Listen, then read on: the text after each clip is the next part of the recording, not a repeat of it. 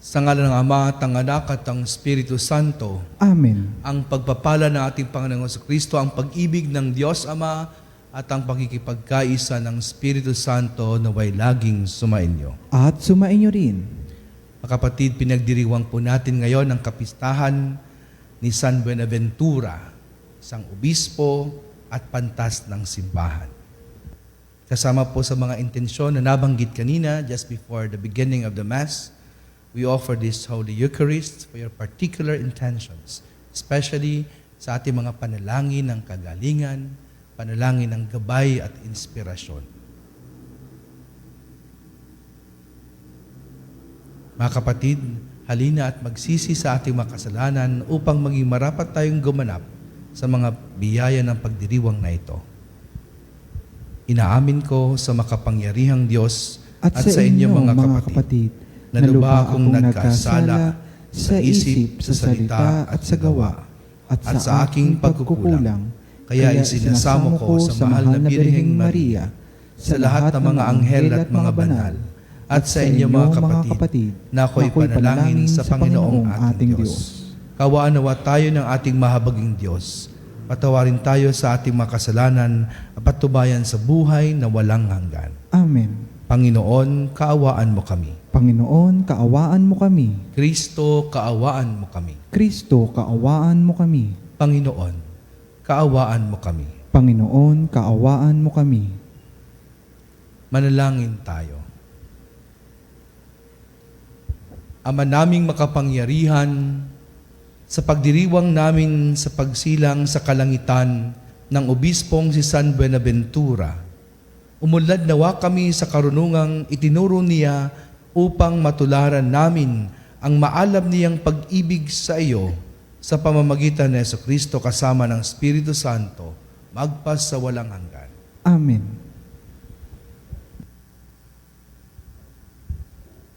Pagbasa mula sa aklat ni Propeta Isaias. Ito ang sinasabi ng Panginoon.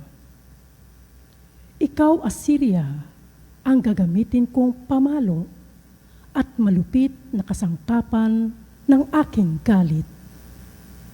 Susuguin ko siya laban sa isang bayang tampalasan, sa bayang kinapupuotan ko, upang ito'y wasakin at samsaman ng lahat ng yaman, at yurakang parang putik sa lansangan. Ngunit wala ito sa kanyang isipan. Hindi ito ang kanyang hangad. Ang layunin niya ay manira at magpasuko ng maraming bansa. Sapagkat ganito ang sabi niya, nagawa ko iyan pagkat ako'y malakas, marunong at matalino.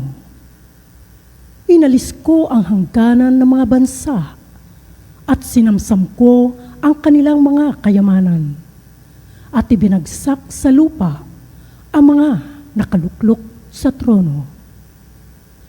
Kinamkam ko ang kayamanan ng mga bansa na parang kumukuha ng pugad ng ibon. Dinampot ko ang buong daigdig na parang dumadampot ng itlog na iniwan ng inahin. Walang pakpak na pumagaspas, ni huning narinig. Makapagmamalaki ba ang palakol sa may-ari nito? Makapagmamataas ba ang lagari sa gumagamit niyon?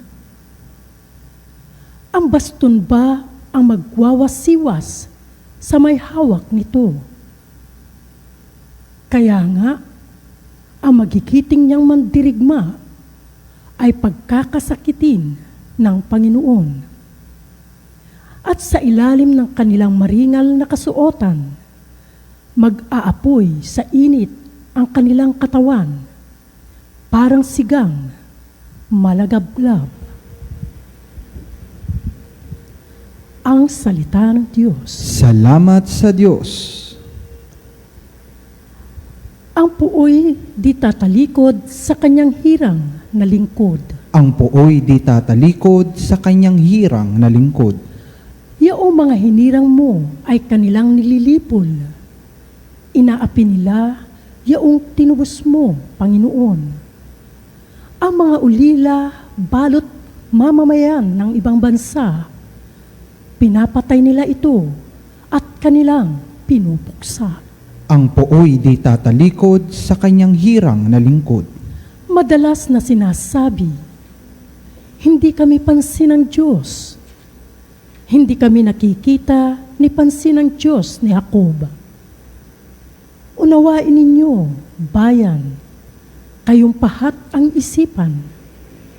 Hanggang kailan pa durunong kayong mga taong mangmang? Ang pooy di tatalikod sa kanyang hirang na lingkod. Itong Diyos na lumikha nitong ating matatainga. Akala ba ninyo'y bingi at ni hindi makakita? Sa lahat ng mga bansa, di ba siya ang hahatol? Di ba siyang guro nila pagkat siya ang marunong? Ang pooy di tatalikod sa kanyang hirang na lingkod. Ang lingkod ng Panginooy hindi niya iiwanan. Yaong mga hirang niya'y hindi niya tatalikdan. Mababalik sa matuwid ang ganap na katarungan. Diwang ito ang susundin ng tapat ang pamumuhay. Ang pooy di tatalikod sa kanyang hirang na lingkod. Hallelujah, hallelujah, hallelujah,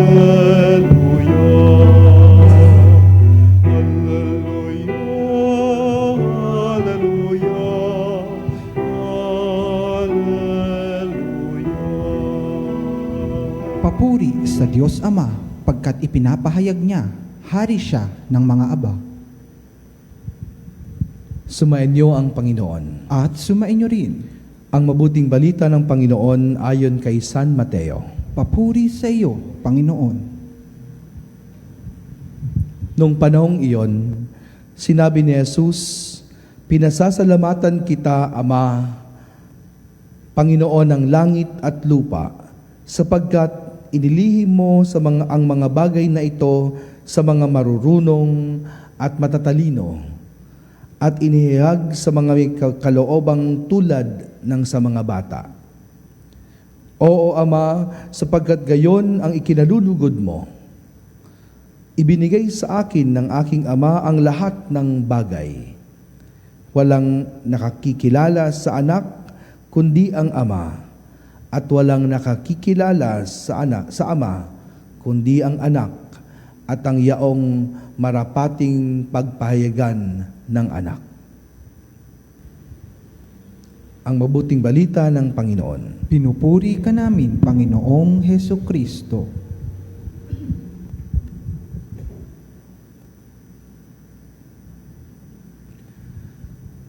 Napansin po ba ninyo na karamihan sa ating mga tao, sa tuwing meron tayong bitbit na problema, ang unang reaksyon po natin ay itago ito. Di ba? Parang at the onset of the problem, kakayanin pa natin ito hanggang kayang dalhin. May nagtanong nga po sa akin, sabi niya, "Parang meron kang problema, Father." "Wala, okay naman ako." "Hindi talaga, Father, parang may problema ka. Mabigat ang dinadala mo." Madalas sasabihin natin agad, okay lang ito, okay lang ako, kaya ko to. Sa inyong buhay, mga kapanalig, may mga pagkakataon bang may ganito tayong sitwasyon? Sa halimbawa, paglabas mo ng bahay, papuntang tindahan, may nagsabi sa kapitbahay, "Parang medyo mabigat ata ang daladalahin natin, kumare o kumpare." Okay lang. Diba? Ang bilis natin sumagot, okay lang yun. Hindi, mukhang seryoso. Hindi, kaya naman. Ayaw nating magmukhang mahina sa harap ng iba. Ayaw nating isipin nila na hindi natin kaya. Or ayaw din nating isipin nila that we wanted to inconvenient other people. Kaya siguro nahihiya tayo. Sa ating kultura, madalas nating maririnig ang linyang, kaya ito. Kakayanin ko ito. Ako pa ba? However, in our gospel today, may kakaibang paanyaya si Jesus. Isang napakagandang imbitasyon. Ang tanong niya, kung libre at bukas ang paanyaya ito, bakit marami sa atin ang nananatiling pagod? Bakit marami sa atin ang nananatiling stressed? Bakit marami sa atin ang nananatiling bigo? Ang sagot ay simple lamang, ngunit masakit tanggapin. Humahad lang ang ating pride o kayabangan. Sa unang bahagi ng ating ebanghelyo, narinig po natin na nagpasalamat si Jesus sa Ama dahil inilihim ang katotohanan ito sa mga marurunong, sa mga may alam, sa mga matatalino, at inihag lamang ito sa mga katulad ng bata. Sino nga ba ang mga marurunong na tinutukoy ni Jesus? Sila ang mga Pareseyo at mga eskriba ng tingin nila ay sapat na ang kanilang kaalaman at karunungan sa batas ng simbahan, sa karunungan na dala-dala nila sa kanilang mahabang pag-aaral. Sapat na ito upang sila'y maaligtas.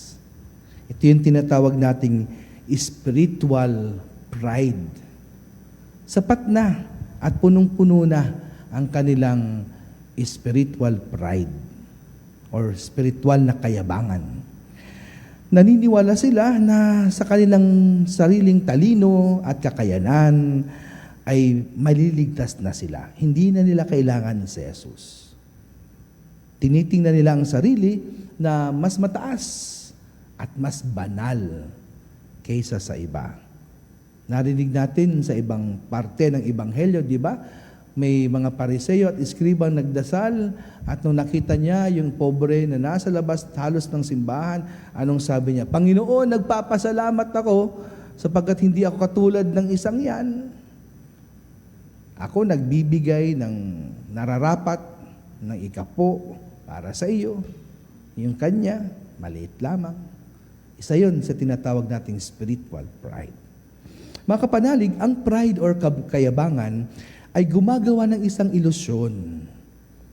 Napapansin natin sa buhay natin na para bang nagkikreate ito ng isang illusion na sinasabi sa iyo, hindi mo na kailangan ng tulong ng Diyos. Kaya na yan ng sarili mo. Kaya naman kapag ang isang tao ay punong-puno ng kayabangan, wala nang puwang ang Diyos sa kanyang buhay. Ang isang taong punong-puno ng kayabangan, hindi na siya makalalapit kay Jesus sapagkat para sa kanya, hindi niya kailangan ang tagapagligtas. Siya mismo ang sasalba sa kanyang sitwasyon. Pride has certain qualities that cannot be hidden. A proud person cannot forgive someone. Ito yung mga red flags ng isang tao na mapapansin nating puno na siya ng kayabangan dahil hindi siya makapagpatawad. Sasabihin niya, hindi mali siya tama ako Bahala siya, tama ako, mali siya. A proud person cannot ask for forgiveness. Ba't ako lalapit? Siya ang may kailangan sa akin. Ba't ako lalapit? Siya ang may kasalanan sa akin. Siya ang lumapit sa akin. A proud person must always win. Diba? Sometimes may ganong attitude.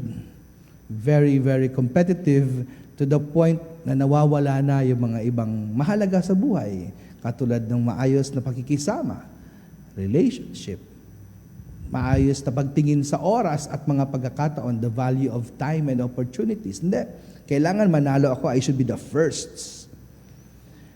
A proud person cannot thank another person. Sasabihin niya, imbes sabihin niya, ay, ang galing naman ito, maraming salamat. Ay, tsumamba lang yan. Mas magaling ako dyan. Why should he? Because he felt that he is more important than the other. He felt that he is more entitled than the other. Kaya, hindi siya lalapit. Wala siyang kailangan. Kapag tayo po ay may ganitong klaseng pride, aakalain natin na gagaan ang buhay natin kapag mataas ang tingin natin kaysa sa iba. Pero ang totoo po niyan, ang kayabangan ang pinakamabigat na pasanin sa ating buhay. At the later part of the gospel, maririnig natin ito. Yung paanyaya ni Jesus, teka, iwan niyo muna ang kayabangan niyo. Tomorrow you will hear the continuation of the gospel. Ano sasabihin ni Jesus? Lumapit kayo sa akin. Because my yoke is easy. Kayo mga nahihirapan, lumapit kayo. Huwag kayong magyabang na kaya nyo. Lapit. Sapagkat my yoke is easy, my burden light. Ang pasanin ng kayabangan ay pasanin na dapat palagi kang laging magaling sa mata ng iba. Di ba nakaka-stress yun? You have to put your best foot forward palagi. Hindi kinakailangan magkamali, dapat tama. Dapat manatili akong tama at hindi nagkakamali. Yun po yung bigat ng pasanin ng isang taong mayabang. Ang pasanin na bawal kang magkamali dahil mapapahiya ka. Ang pasanin na pagpapanatili ng isang peking image. Di ba? Pag yung isang peking imahe na minimaintain mo at hindi naman ikaw, sino ang napapagod? Hindi naman iba kundi ikaw mismo.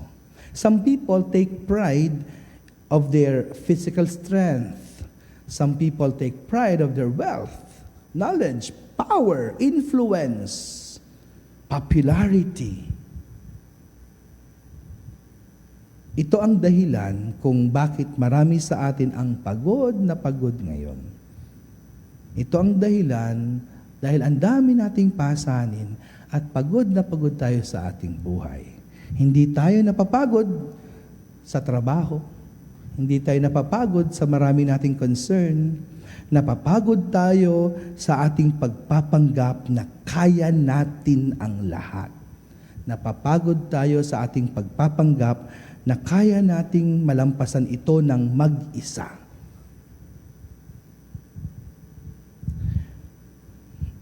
At upang makalapit kay Jesus, kailangan natin tanggalin ang korona ng kayabangan. In the later part of the gospel, sasabihin ni Jesus, tularan niyo ang bata. Halik kayo, isuot natin ang isang puso ng isang bata. Bakit? Una, ang bata ay alam niyang dependent talaga siya sa kanyang mga magulang. Hindi issue sa kanya na siya ay maging mag-isa, kundi talaga alam niya, nakadepende ako sa generosity at kabaitan ng aking mga magulang at nakatatanda. Hindi niya iniisip na alam niya ang lahat. Hindi niya ikinahihiya na uiiyak siya at hihingi sa kung may kailangan. Ikalawa, ang bata ay madali pong turuan, di ba? Hindi siya naiisip niya, alam ko na yan. Hindi. Pag tinuruan mo siya, talagang he or she will try to learn what you are teaching. Ang paglapit kay Jesus ay nangangailangan sa pag-amin na parang bata, Panginoon, sinubukan ko na po ang lahat. Hindi ko talaga po kaya. Kailangan po kita. It is that attitude of a child na sasabihin, Ma, ginawa ko na po talaga hindi ko pa kaya. Pwede hubang tulungan mo ako? That attitude na nagpapabawa sa pagtingin ng sarili ay hindi nangangahulugan ng kawalan ng halaga. That humility is not being worthless. Ito ay pagpapakilala na ang tunay nating lakas ay nagmumula sa Diyos at hindi sa sariling lamang kakayanan. Mga kapanalig, hindi po madali ito. This is not easy. Because deep in our hearts, we like to be winners. Sinanay tayo of a very competitive society. Kaya nga kahit sa mga classrooms, di ba? We have to be the bests. We have to be the highest. We wanted to be loved. We wanted to be honored. We wanted to be recognized. Because deep in our hearts, we wanted to be on top. We want to be the boss. We want to be the only one. We enjoy having power and being famous. Kaya nga madalas, hinihintay natin na ma-shout out lamang tayo sa ating paboritong vlogger, di ba? Mga kapanalig, bago matapos ang araw na ito, tingnan muna natin ang ating sarili at aminin ang isang katotohanan. Mayroon ba tayong bitbit na pasanin ngayong araw na ibibigay natin kay Jesus dahil hindi na tayong nahihiya na humingi ng tulong sa Kanya? May mga relasyon ba tayong nasisira dahil mas mahalaga sa atin na tayo ay maging tama dahil kaysa magpakumbaba? Lumapit tayo kay Jesus at sabihin natin, Jesus, pagod na po ako sa pag-aakalang kaya ko. Simula po ngayon, ikaw naman at ikaw na talaga ang maghahari sa buhay ko.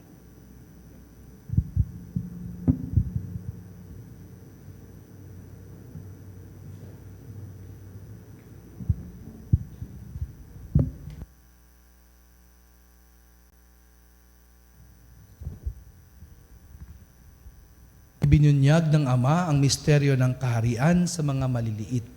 Manalangin tayo sa Diyos na nagpapahayag ng Kanyang pag-ibig sa mga maliliit at pababawang loob.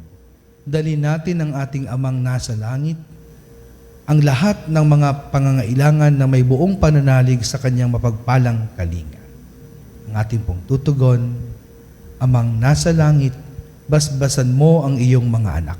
Amang nasa langit, basbasan mo ang iyong mga anak. Ang simbahan, naway bigyan ng higit na pansin ang mga dukha. Manalangin tayo sa Panginoon. Amang nasa langit, basbasan mo ang iyong mga anak. Ang mga pinuno ng gobyerno, naway pakinggan ang mga hinaing at pangangailangan ng pinakamahirap ng mamamayan. Manalangin tayo sa Panginoon. Amang nasa langit, basbasan mo ang iyong mga anak. Ang mga bata, naway makilala ang Diyos sa pamamagitan ng ating pagtuturo at halimbawa. Manalangin tayo sa Panginoon. Amang nasa langit, basbasan mo ang iyong mga anak.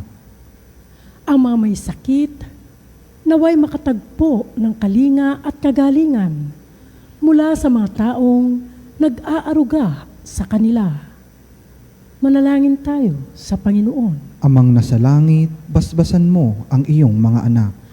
Ang lahat ng mga namatay, naway magkaroon ng kasiyahan sa walang hanggang kaligayahan sa kaharian ng Diyos. Manalangin tayo sa Panginoon. Amang nasa langit, basbasan mo ang iyong mga anak. Sa ilang sandali ng katahimikan, ipanalangin natin ang kagalingan at natatanging kahilingan ng ating mga Eucharistic advocates.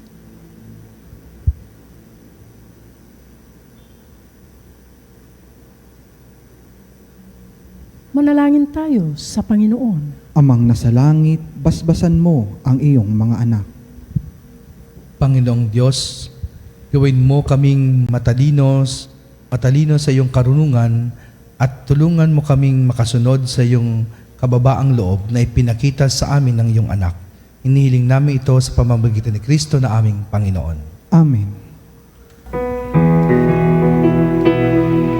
Ang ibig mo ang kapit ko, lahat ng ito'y nagmula sa iyo. Inirahan mo sa'yo, buong puso kong inahalay sa'yo. O Diyos, O Panginoon, lahat ay biyayang aming inampon, aming buhay at kakayahan, ito'y para lamang sa'yong kalwalhatian.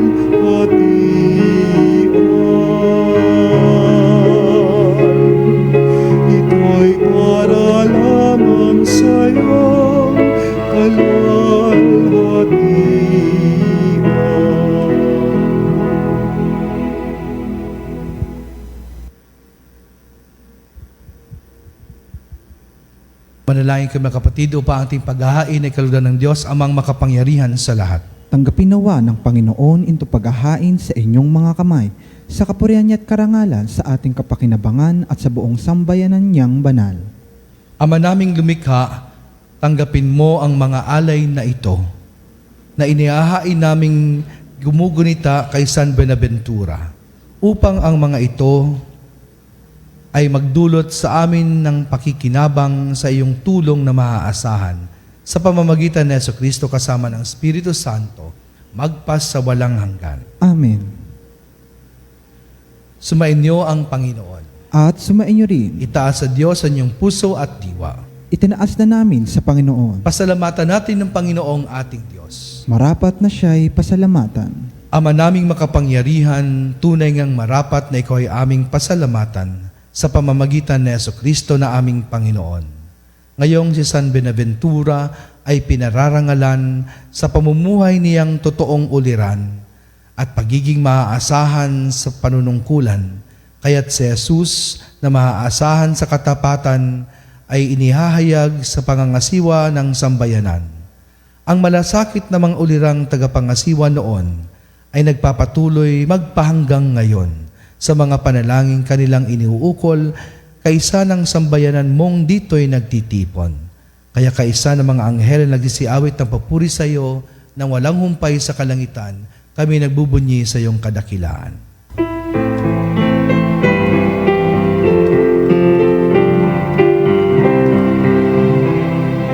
Santo, Santo, Santo, Panginoong Diyos ng mga hukbo, napupuno ang langit at lupa ng kadakilaan mo. Hosana, Hosana sa kaitaasan, pinagpalaang naparirito sa ngalan ng Panginoon. Hosana, Hosana sa kaitaasan.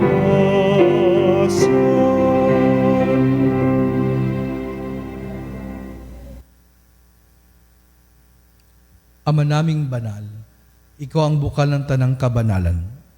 Kaya't sa pamamagitan ng Espiritu, gawin mong banal ang mga kaloob na ito, upang para sa amin maging katawan at dugo ng aming Panginoong Hesukristo. Bago niya pinagtiis ang kusang loob na maging handog, hinawakan niya ang tinapay, pinasalamatan kanya, pinaghati-hati niya iyon, inabot sa kanyang mga alagad at sinabi, "Tanggapin ninyong lahat ito at kanin. Ito ang aking katawan na ihahandog para sa inyo."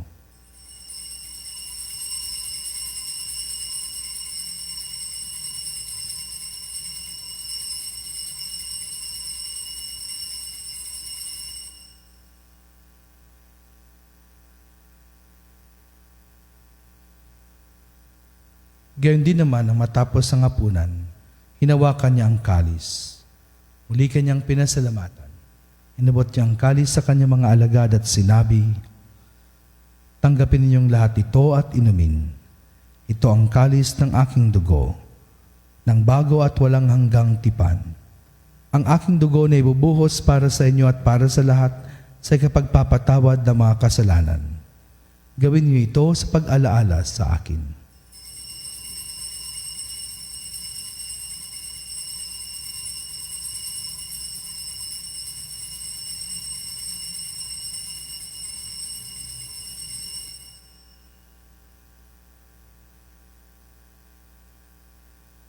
Ipagbunyi natin ang misteryo ng ating pananampalataya.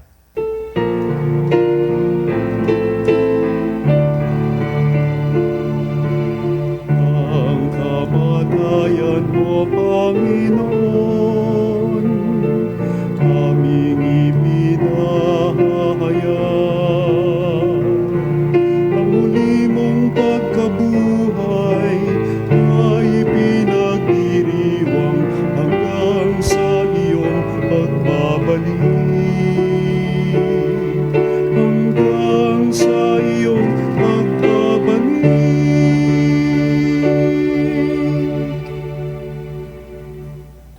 Ama, ginagawa namin ngayon ang pag-alaala sa pagkamatay ng muling pagkabuhay at muling pagkabuhay ng iyong anak. Kaya't inaalay namin sa iyo ang tinapay na nagbibigay buhay at ang kalis na nagkakaloob ng kaligtasan. Kami nagpapasalamat dahil kami iyong minarapat at tumayo sa harap mo para maglingkod sa iyo. Isinasamo namin kaming nagsalo-salo sa katawan at dugo ni Kristo ay mabuklod sa pagkakaisa sa pamamagitan ng Espiritu Santo. Ama, lingapin mo po ang iyong simbahang laganap sa buong daigdig. Puspusin mo kami sa pag-ibig kaysa ni Leon na aming Papa, ni Elias na aming Obispo, ng Tanang Kaparian at lahat pong naglilingkod sa iyong sambayanan. Alalahanin mo rin ang mga kapatid naming nahimlay nang may pag-asang sila'y muling mabubuhay, gayon din naman ang lahat ng mga pumanaw, lalo tigit ang mga pinagdarasal po namin sa misang ito. Kawaan mo sila at patuloyin sa iyong kaliwanagan.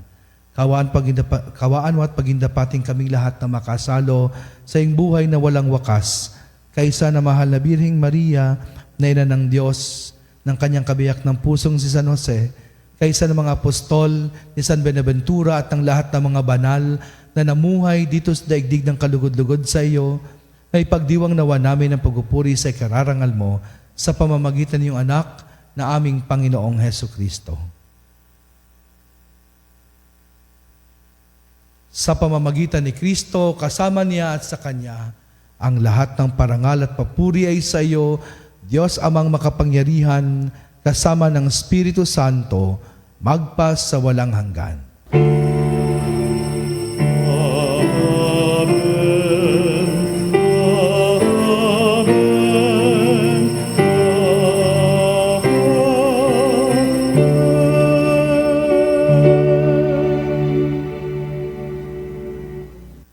Makapanalig tulad ng isang bata, dumulog tayo sa ating Ama.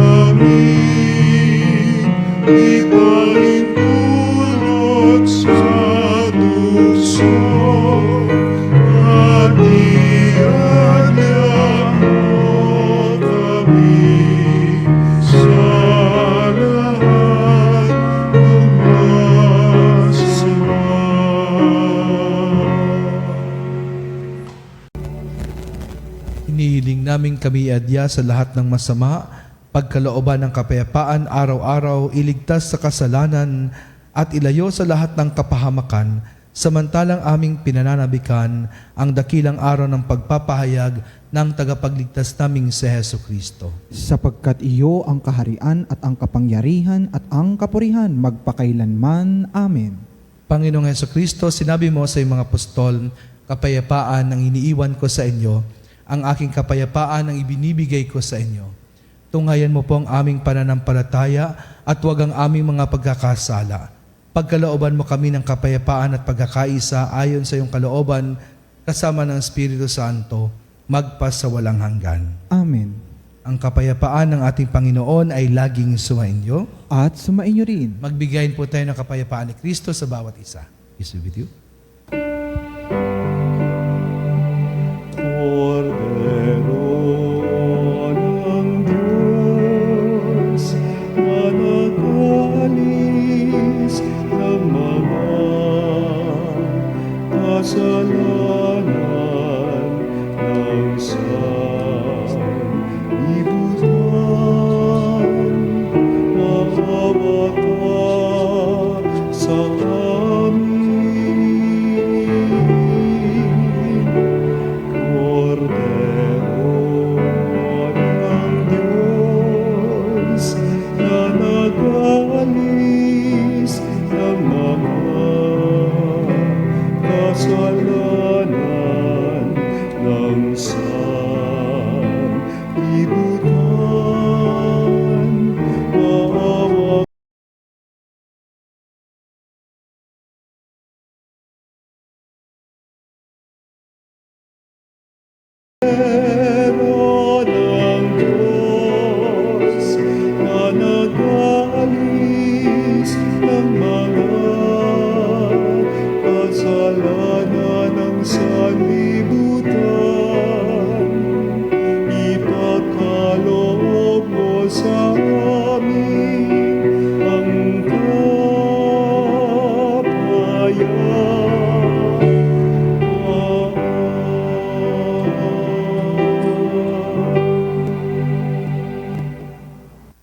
Ito ang kordero ng Diyos. Ito ang nag-aalis ng mga kasalanan ng sanlibutan.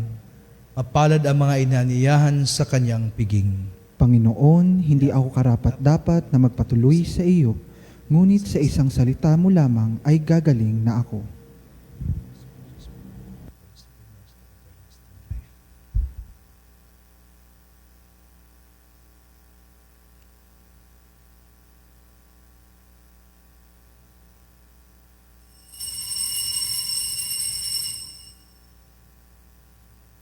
Mga kapanalig, ating dasalin ang komunyong espiritual. O Jesus, nananalig ako sa pananahan mo sa kabanal-banalang sakramento. Minamahal kita higit sa lahat at hangad ka ng aking kaluluwa. Hindi ko man matatanggap ngayon ang iyong katawan at dugo, inaasahan ko na patuloy kang mamumuhay sa aking puso. Naniniwala ako na narito ka at kaisa ka ng aking buong pagkatao. Huwag mong ipahintulot na mawalay ako sa iyo.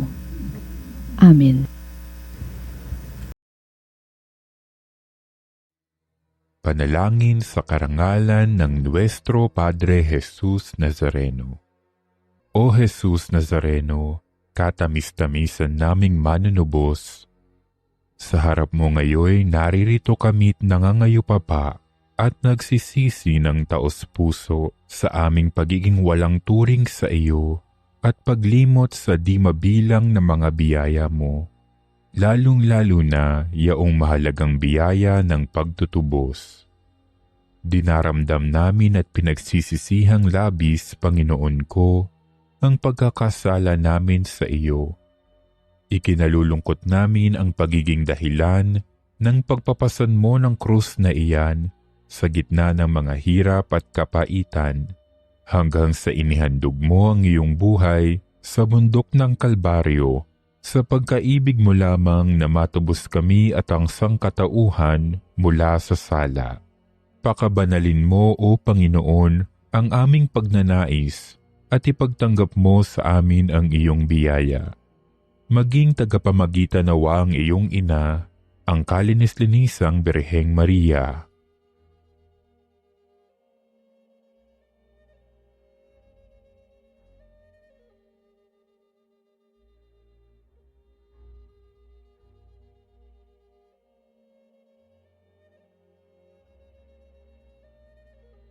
Ama naming makapangyarihan, niloob mong akuin ang iyong anak, ang krus at kamatayan, upang ang sangkatauhan ay matubos at mabuhay. Ang pag-ako namin sa krus at kamatayan dito sa lupa, ayon sa diwa ng pagsunod sa iyong loob, na ginanap ng iyong anak, ay magpagindapat nawa naming kamtin ang lubos na katubusan at pagkabuhay sa iyong piling sa pamamagitan ni Hesukristo kasama ng Espiritu Santo, magpasawalang hanggan. Amen.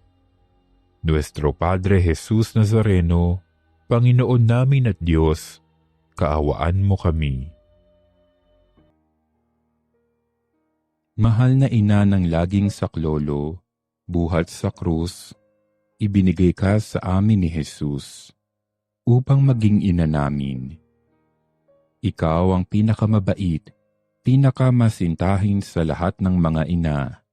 Buong giliw mong tunghayan kaming iyong mga anak na ngayon ay humihingi ng iyong tulong sa lahat ng aming pangangailangan, lalong-lalo na ang biyayang ito.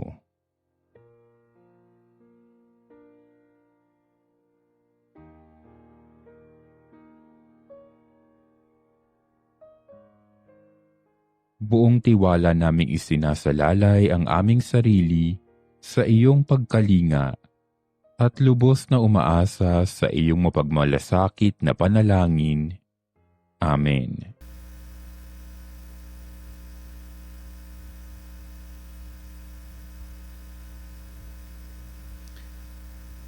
Manalangin tayo. Ama naming mapagmahal, kaming sa katawat dugo ni Kristo, nagsipakinabang ay dumadalangin magkamit ng tiyak na kaligtasan na aming ginaganap ng buong katapatan sa pamamagitan ni Jesucristo kasama ng Espiritu Santo, magpas sa walang hanggan. Amen. Meron po tayong patalastas. Halina po at sama-sama nating parangalan ang mahal na Birhen ng Del Carmen, ang ating mapagmahal na ina at tagapagtanggol. Ipagkatiwala natin sa kanyang mapagkalingang pamamagitan ang ating mga pamilya, mga may sakit, mga naghahanap ng pag-asa, at ang kapayapaan ng buong mundo. Inaanyayahan namin po ang lahat na dumalo sa banal na misa dito po sa Our Lady of Veritas Chapel. Para po sa inyong pamisa, tumawag lamang po sa Religious Department sa bilang na 8925-7931. That's 8925-7931, local 129, 131, 137, o mag-text sa numero bilang 0917-631-4589. That's 0917-631-4589. At hanapin lamang si Binibining Rene Jose o si Miss Ali Nahe. Maraming salamat po. Before the final blessing, let us pray the prayer for the sick, panalangin para sa lahat ng mga may karamdaman.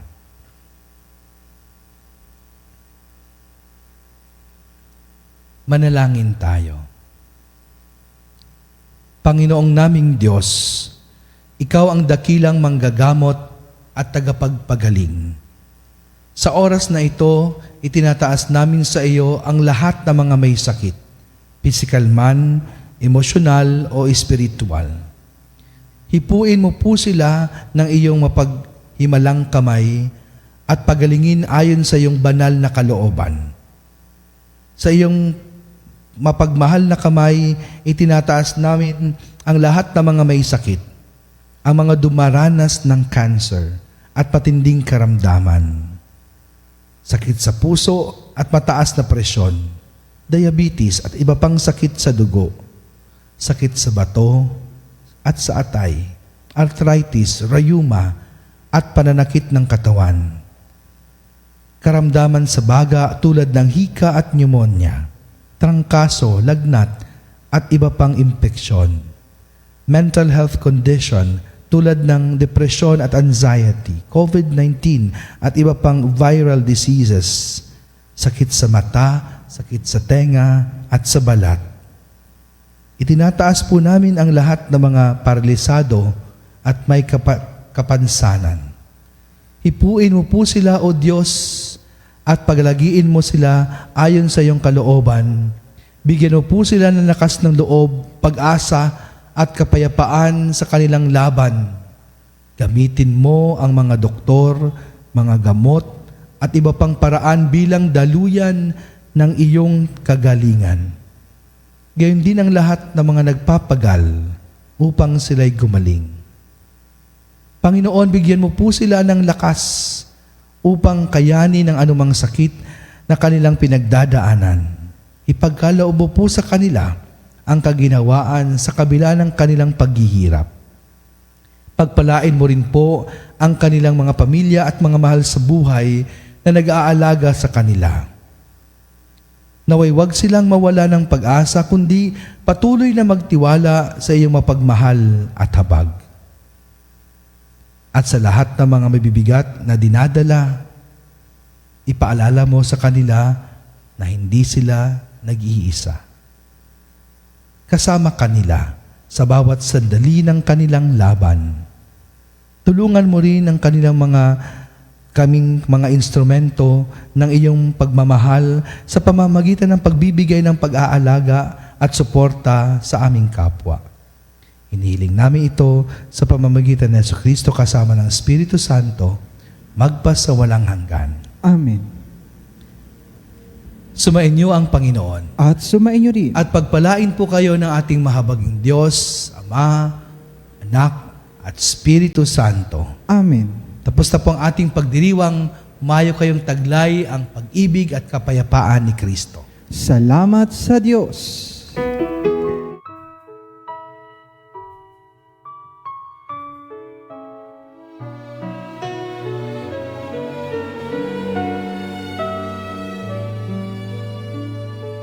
Nuestro Padre Jesús Nazareno, sinasamba ka namin,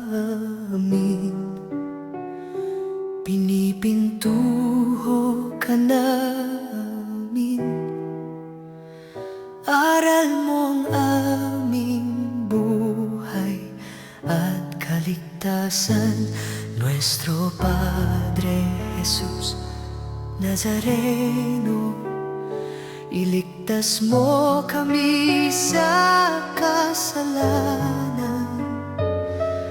Ang krus mo pinamatayan ay sagisag ng aming kaligtasan. Nuestro Padre Jesus Nazareno, dinarangal ka namin. Nuestro Padre Jesus Nazareno, niluluwalhati ka namin. Nuestro Padre Jesus Nazareno,